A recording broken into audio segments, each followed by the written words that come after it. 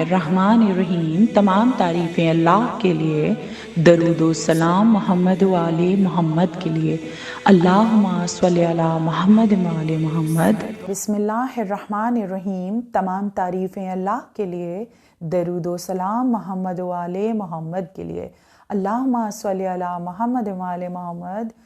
1444 ہجری 5 ماہ رمضان المبارک تفسیر قرآن کے سلسلے میں 5ویں مجلس بعنوان تفسیر سورۃ المائدہ آپ سماعت فرما رہے ہیں، اور ماہ سیام کی اہمیت کے مطابق اور روزے کی اہمیت سے متعلق میں آپ کے سامنے کچھ احادیث ہر روز پیش کر رہی ہوں، جس کے تحت آج میں کچھ احادیث آپ کے سامنے پیش کروں گی کہ رسول اللہ صلی اللہ علیہ وآلہ وسلم نے ارشاد فرمایا کہ اگر کوئی شخص ایک روزہ فی سبیل اللہ رکھے گا تو پروردگار عالم اس کو ایک روزے کے عوض 1 سال کے روزوں کا ثواب دے گا۔ اور پھر مستحب روزے کے بارے میں آپ نے حدیث فرمائی کہ جو شخص ماہ ذی الحج کی پہلی تاریخ کو روزہ رکھے گا، کیوں اہم ہے یہ تاریخ؟ کیونکہ حضرت ابراہیم علیہ السلام کی آمد اس دنیا میں ہوئی، تو آپ نے ارشاد فرمایا جو ماہ ذی الحج کی پہلی تاریخ کو روزہ رکھے گا اللہ تعالیٰ اسے 80 مہینوں کے روزوں کا ثواب دے گا۔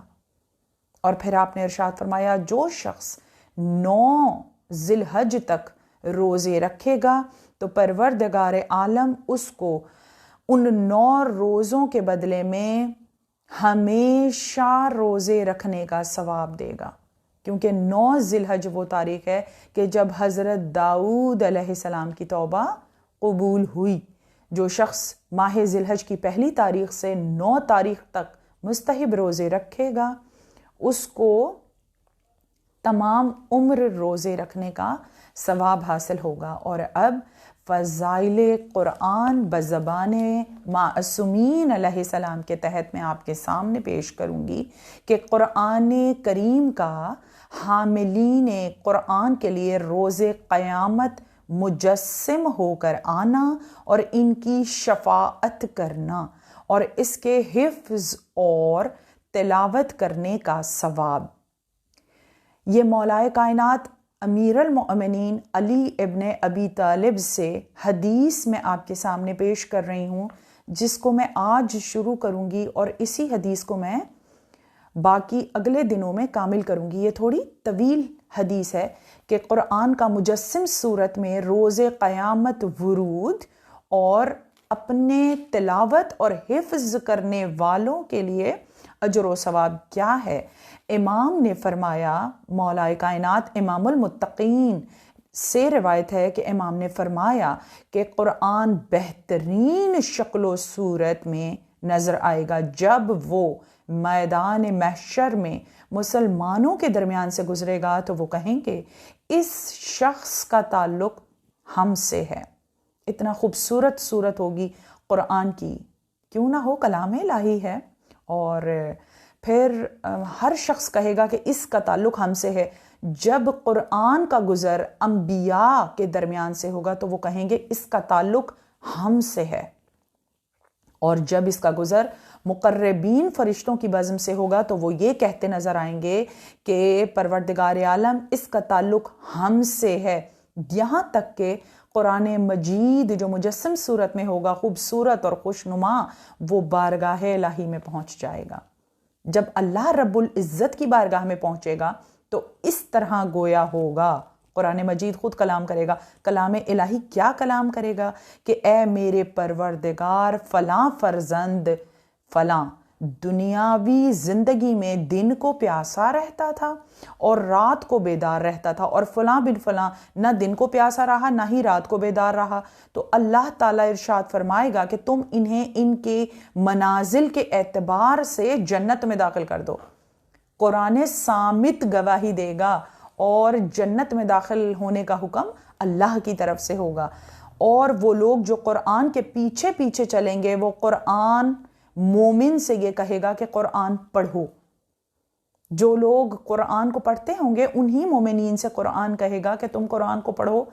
جو عادی ہوں گے قرآن پڑھنے کے، جنہیں قرآن کی تلاوت سے رغبت اور لگاؤ ہے اور پڑھتے ہیں، پڑھا کرتے ہیں، جب وہ قرآن کی منازل طے کریں گے، جس طرح ہم ایک سورت کے بعد ایک سورت کی تلاوت کرتے ہیں، ایک سپارے کے بعد اگلے سپارے کی جانب اپنے قدم بڑھاتے ہیں، اسی طرح ہم پڑھتے جاتے ہیں. لطف رکھا ہے نا پروردگار عالم نے کلام پاک کی تلاوت میں.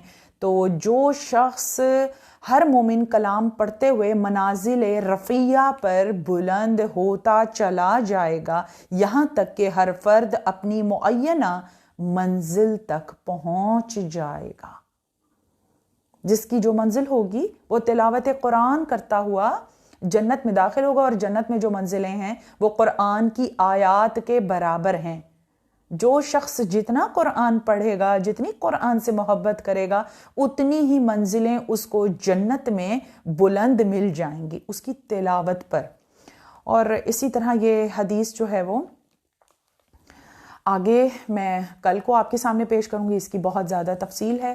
اور اب میں آپ کے سامنے فضائل و مناقب جو ہیں وہ سورت المائدہ کے بیان کروں گی، اور اس کے بعد اس کی تفسیر. سورت مائدہ جو ہے وہ ترتیب کے لحاظ سے یہ 5واں سورہ ہے جو جمع کیا گیا. ویسے نزول کے حساب سے یہ 112واں سورہ ہے، اور یہ مدنی سورہ ہے. اس کی 120 آیات ہیں. مدینہ منورہ میں نازل ہوا. اور پھر پروردگار عالم نے سورت المائدہ اس کا نام اس لیے رکھا کیونکہ حضرت عیسیٰ علیہ السلام کے انصار کے لیے مائدہ کے نزول کی داستان اسی سورت کی آیت نمبر 124 میں بیان کی گئی ہے. اور اس سورت کے آغاز میں ایفاء عہد اور عقیدے کا بیان ہے. ایفاء عہد اور عقیدے کا تذکرہ ہوا ہے. اور یہ سورت جو ہے وہ ظلم و شرک سے محفوظ رکھتی ہے اور نجات کا سبب ہے. اس کو جمعرات کے دن پڑھنا رد بلا ہے. جو بھی پڑھے گا جمعرات کو اس کے لیے بلائیں جو ہیں وہ اس سے دور ہو جائیں گی. اور جو شخص بھی سورت المائدہ کو لکھ کر اپنے پاس رکھے گا، کبھی بھی اس کی زندگی میں چوری کا واقعہ نہیں ہوگا، کوئی چیز اس کی چوری نہیں ہوگی. اب سورت المائدہ میں جو عنوانات ہیں، جو موضوعات ہیں، اس کا پہلا حصہ ہے کہ پیغمبر اکرم کے بعد مسئلہ ولایت اور رہبری کا تذکرہ، عیسائیوں کے مسئلہ تسلیط، قیامت و معاد کے کچھ مسائل، انبیاء سے ان کی امت کے بارے میں پرستش کے معاملات،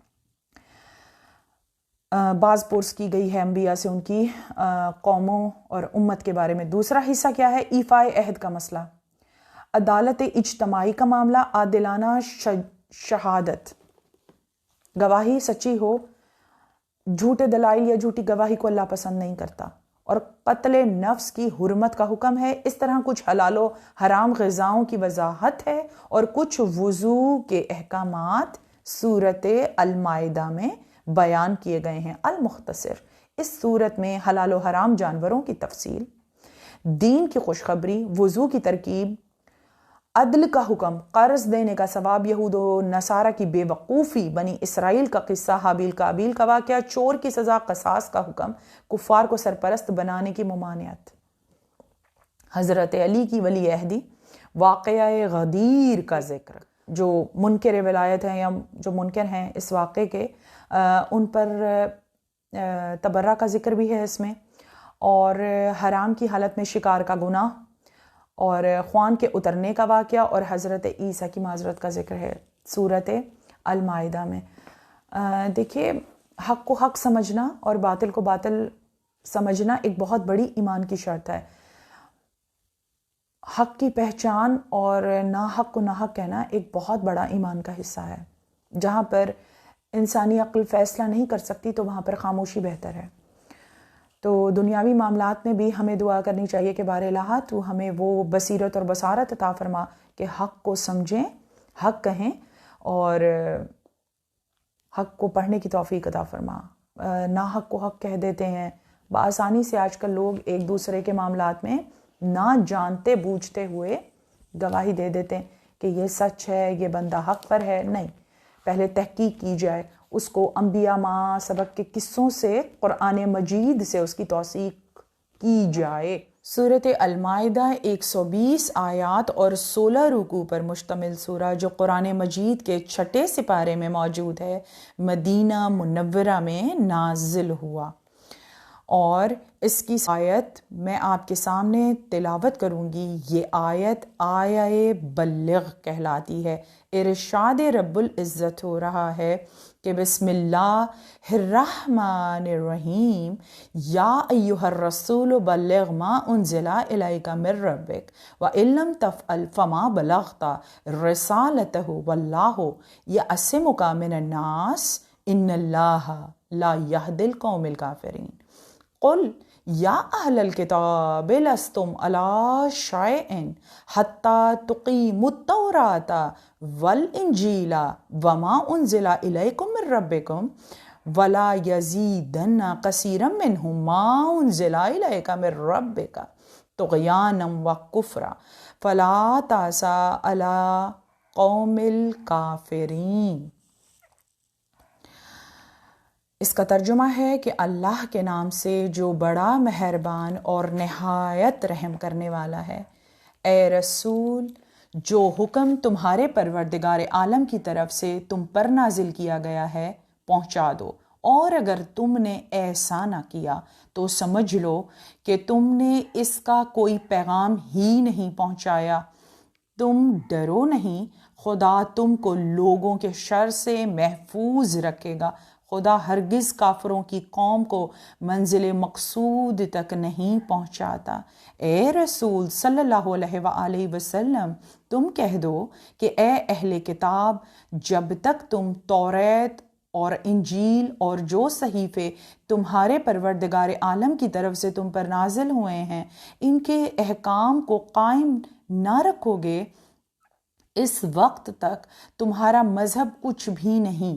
اور اے رسول صلی اللہ علیہ وآلہ وسلم، جو کتاب تمہارے پاس تمہارے پروردگار عالم کی طرف سے بھیجی گئی ہے، اور اس کا شک و حسد ان میں سے بہتوں کی سرکشی کو اور بڑھائے گا تو تم کافروں کے گروہ پر افسوس نہ کرنا۔ اس میں تو شک ہی نہیں کہ مسلمان ہوں یا یہودی حکیمانہ خیال کے پابند ہوں، خواہ نصرانی تو غرض کچھ بھی ہوں، جو خدا روز آخرت پر ایمان لائے گا اور اچھے اچھے کام کرے گا، ان پر البتہ نہ تو کوئی خوف ہوگا اور نہ وہ لوگ آرزود زدہ خاطر ہوں گے۔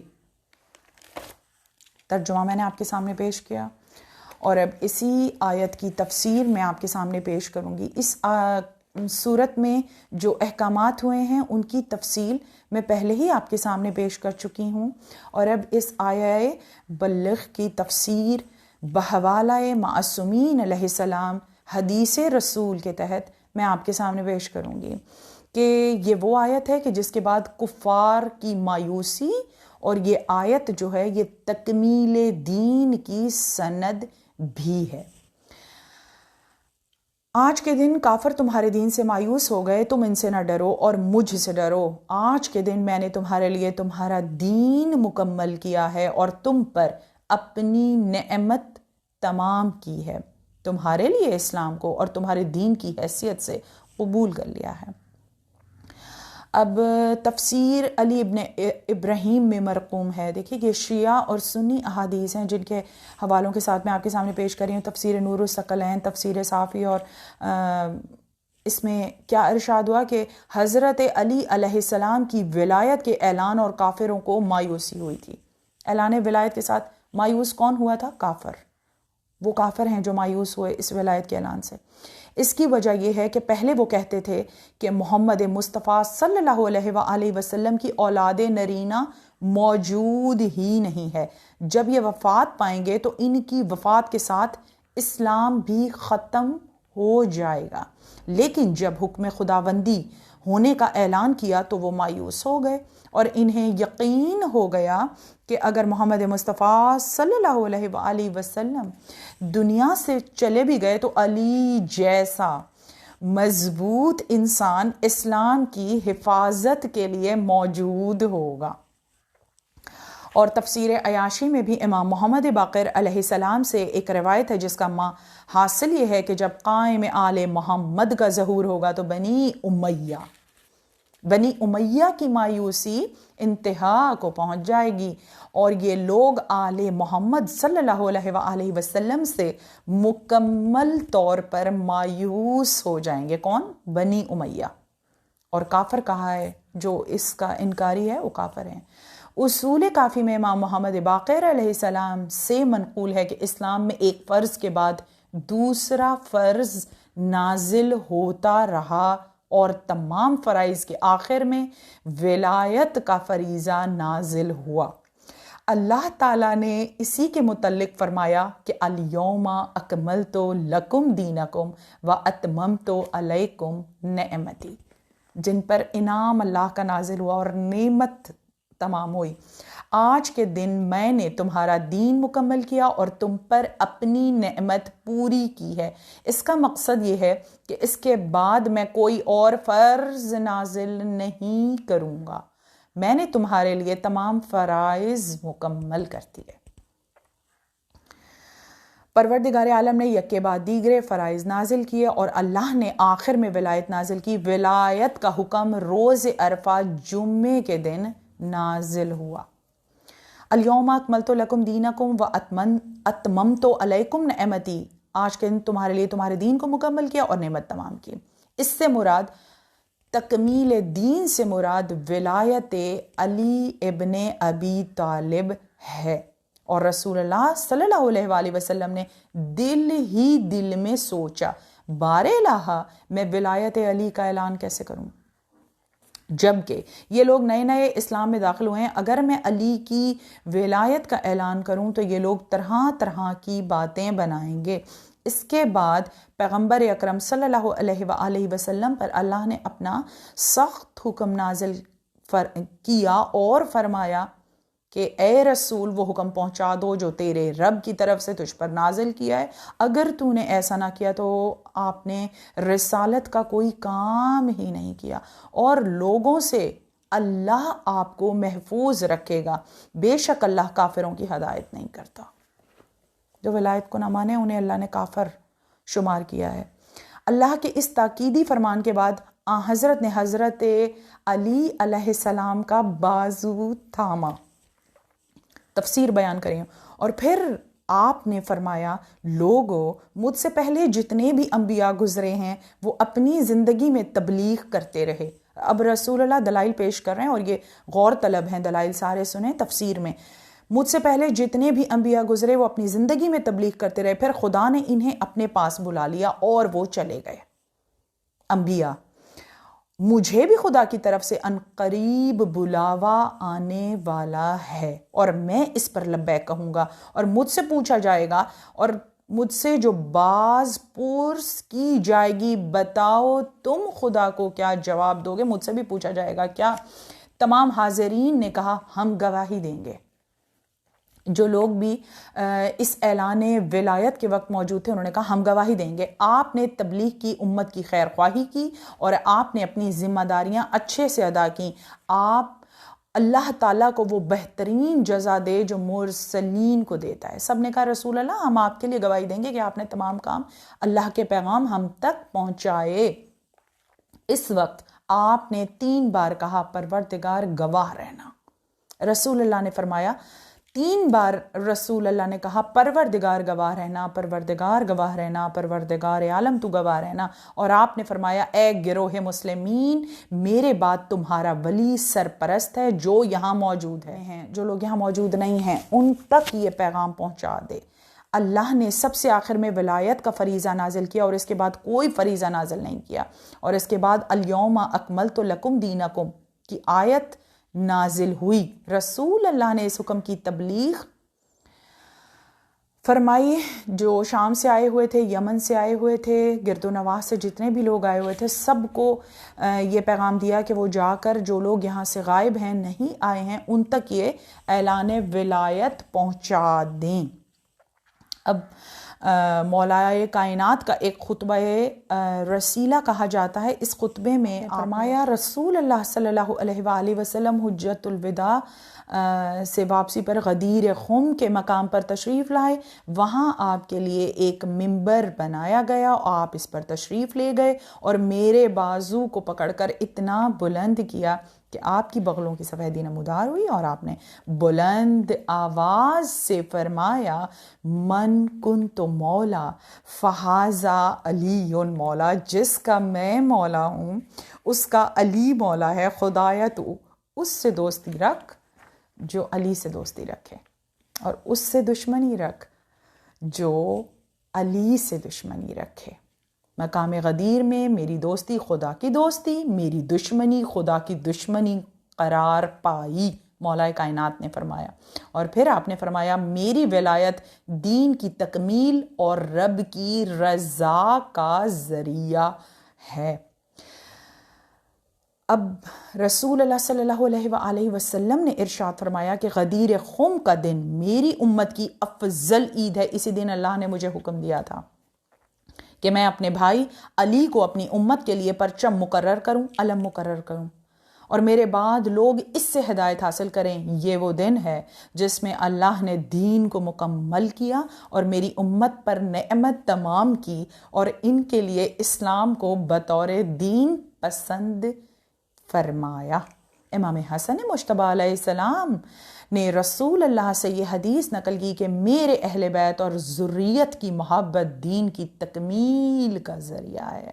اس کے بعد آپ نے الیوم اکملت لکم دینکم و اتممت علیکم نعمتی و رضیت لکم الاسلام دینن کی آیت تلاوت فرمائی، اور پھر تکمیل دین کی آیت نازل ہوئی۔ رسول اللہ نے فرمایا کہ دین کی تکمیل نعمت کے پورا ہونے اور میری رسالت اور میرے بعد علی کی ولایت پر رب کی رضا کی وجہ سے اس کی بزرگی بیان کرتا ہوں۔ اللہ راضی ہوتا ہے اس بات سے، اعلان ولایت سے اللہ کی رضا حاصل ہوتی ہے۔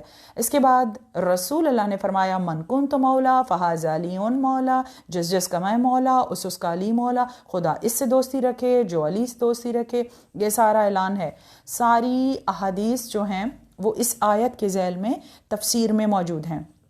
ولایت جو ہے وہ دین کا آخری فریضہ ہے، اس کے بعد کوئی فریضہ نازل نہیں ہوا اللہ کی طرف سے۔ اور پھر حدیث معصوم امام جعفر صادق علیہ السلام نے ارشاد فرمایا کہ روز غدیر 18 ذی الحج کو نماز شکرانہ غدیر پڑھ کر یہ دعا مانگو، اور اس دعا کا ترجمہ ہے پروردگار عالم تیرے علاوہ کوئی معبود نہیں ہے، حضرت محمد مصطفیٰ صلی اللہ علیہ وآلہ وسلم تیرے عبد تیرے رسول ہیں، اور حضرت علی مومنین کے امیر ہیں۔ ان کی ولایت کا اقرار تیری توحید کا اتمام اور تیری وحدانیت کا اخلاص، تیرے دین کی تکمیل، تیری مخلوق پر تیری نعمت و فضل کی تکمیل کا مظہر ہے، کیونکہ تو نے خود فرمایا ہے اور تیرا فرمان حق ہے، آج میں نے تمہارے لیے تمہارے دین کو کامل کیا اور تم پر اپنی نعمت تمام کی، تمہارے لیے اسلام کو بطور دین پسند کیا۔ پروردگار تیرے لیے حمد ہے کہ تو نے ہمیں اپنی وحدانیت کا اخلاص بخشا، کیونکہ تو نے ہمیں اپنے اس ولی کی دوستی کی ہدایت کی ہے اور تیرے نبی منظر کے بعد ہادی ہے، اور تو اس کی دوستی کی وجہ سے ہمارے لیے اسلام کو بطور دین پسند کیا ہے۔ ولایت کی وجہ سے، مولا کائنات کی محبت کی وجہ سے دین اسلام کو اللہ نے پسند کیا ہے۔ اور اس کے بعد امام نے فرمایا کہ حجت الوداع میں یہ آیت نازل ہوئی اور امر امامت کا تعلق تکمیل دین سے ہے۔ بس تمام باتیں میں نے آپ کے گوش گزار کر دیں، غدیر سے متعلق تمام چیزیں تو نہیں، کچھ احادیث، اور اس کے بعد امام حسن مجتبی علیہ السلام نے اسحاق بن اسماعیل نیشا پوری کو ایک خط لکھا۔ اس میں کیا لکھا؟ امام حسن مجتبی نے لکھا کیا؟ اللہ نے تم پر جتنے فرائض واجب کیے ہیں، اب یہ پیغام آگے جا رہا ہے۔ پیغام کیا ہے؟ اللہ نے تم پر جتنے فرائض واجب کیے ہیں ان میں کوئی احتیاج نہیں ہے یہ اس کی طرف سے تم پر رحمت ہے کہ اس کے علاوہ کوئی معبود نہیں ہے۔ واہ، سبحان اللہ۔ خدا چاہتا ہے کہ پاک اور ناپاک ایک دوسرے سے جدا ہو جائیں اور تمہارے سینوں میں چھپے ہوئے خیالات کی آزمائش کرے اور دیکھے کہ ان میں سے ایسے لوگ کون ہیں جو اس کی رحمت کی طرف سے سبقت کرتے ہیں، تاکہ اس سے جنت میں تمہاری منازل، جنت میں جو منزلیں ہیں وہ ایک دوسرے سے بڑھ جائیں۔ اللہ نے تم پر حج و عمرہ فرض کیا اور اس نے تم پر نماز کا پڑھنا اور زکوٰۃ کی ادائیگی کا فرض کیا۔ اس نے تم پر روزہ اور ولایت کو فرض کیا۔ آج کی مجلس کا عنوان روزہ اور ولایت ہو گیا، اور مولا کی حدیث بھی ہمارے سامنے اکٹھی سامنے آ گئی کہ اس نے تم پر روزہ اور ولایت کو فرض کیا۔ اللہ نے تمہارے لیے دروازہ مقرر کیا تاکہ تم اس کے ذریعے سے فرائض کے دروازوں کو کھول سکو۔ اللہ نے اپنے راستے کی چابی مقرر کی۔ اپنے راستے کی چابی کیا ہے؟ اللہ کے راستے کی۔ اگر محمد مصطفیٰ صلی اللہ علیہ وآلہ وسلم اور ان کی اولاد نہ ہوتے تو تم لوگ جانوروں کی طرح سرگرداں ہوتے، تمہیں فرائض میں کسی فرض کا علم نہ ہوتا۔ اگر محمد و آل محمد نہ ہوتے تو ہمیں کسی فرض کا علم نہ ہوتا۔ کسی بھی آبادی میں داخل ہونے کے لیے دروازے سے گزرنا ضروری ہے۔ کسی آبادی میں بھی داخل ہونے کے لیے دروازے سے گزرنا ضروری ہے۔ اور جب اللہ نے محمد مصطفیٰ صلی اللہ علیہ وآلہ وسلم کے اوصیاء مقرر کر دیے تو اس نے الیوم اکملت لکم دینکم واتممت علیکم نعمتی ورضیت لکم الاسلام دینا کی آیت نازل فرمائی۔ حکم الہی سے ولی مقرر کرنا، یہ حدیث انتہائی اہم ہے جو میں آپ کے سامنے اب پڑھوں گی، اور اسی پر میرا آج کا بیان وقف ہو جائے گا۔ کامل تو نہیں کہہ سکتی کیونکہ یہ ذکر ناتمام ہے، ہم ساری زندگی بھی اس کو بیان کرتے رہیں تو پھر یہ بیان نہیں ہو سکتا، اس کا حق ادا نہیں ہو سکتا۔ لیکن یہ انتہائی اہم حدیث ہے جو سورۃ المائدہ کی تفسیر میں ہی سے میں آپ کے سامنے پیش کر رہی ہوں کہ رسول اللہ صلی اللہ علیہ وآلہ وسلم نے ارشاد فرمایا، آپ نے فرمایا، حضرت عیسیٰ، یحییٰ، عزیر، دانیال علیہ السلام کا ذکر کیا اور ان کے زمانے کے سلاطین کا ذکر کیا۔ آپ نے فرمایا، اللہ نے جب دانیال کی روح قبض کرنے کا ارادہ کیا تھا تو انہیں حکم دیا کہ تم خدا کے نور و حکمت کو مقیقہ بن دانیال کے سپرد کر دو۔ چنانچہ دانیال نے ایسا ہی کیا۔ اس دور میں ہرمز بادشاہ تھا اور اس نے 63 برس 3 ماہ 4 دن حکومت کی۔ اس کے بعد بہرام بن بہرام نے 26 برس تک حکومت کی۔ رسول اللہ دلائل پیش کر رہے ہیں۔ اس دوران مقیقہ بن دانیال اور اس کے اہل ایمان دوست ان کے سچے پیروکار کھل کر ایمان کا اظہار نہیں کر سکتے تھے۔ پھر بہرام بن بہرام نے 7 برس تک حکومت کی۔ اس کے زمانہ حکومت میں رسولوں کی آمد کا سلسلہ موقوف ہو گیا اور زمانہ فطرت شروع ہو گیا۔ اس دوران مقیقہ بن دانیال اور اس کے اہل ایمان ساتھی دینی رہنمائی کے فرائض سر انجام دیتے رہے۔ سلسلہ رسالت جو ہے وہ رک گیا تھا اس دور میں، اور پھر جب ان کی وفات کا وقت قریب ہوا تو اللہ نے انہیں عالم خواب میں وحی کی کہ تم خدا کے نور حکمت کو اپنے بیٹے انشوا بن مقیقہ کے سپرد کر دو۔ حضرت عیسیٰ اور رسول اللہ کے درمیان زمانہ فطرت سے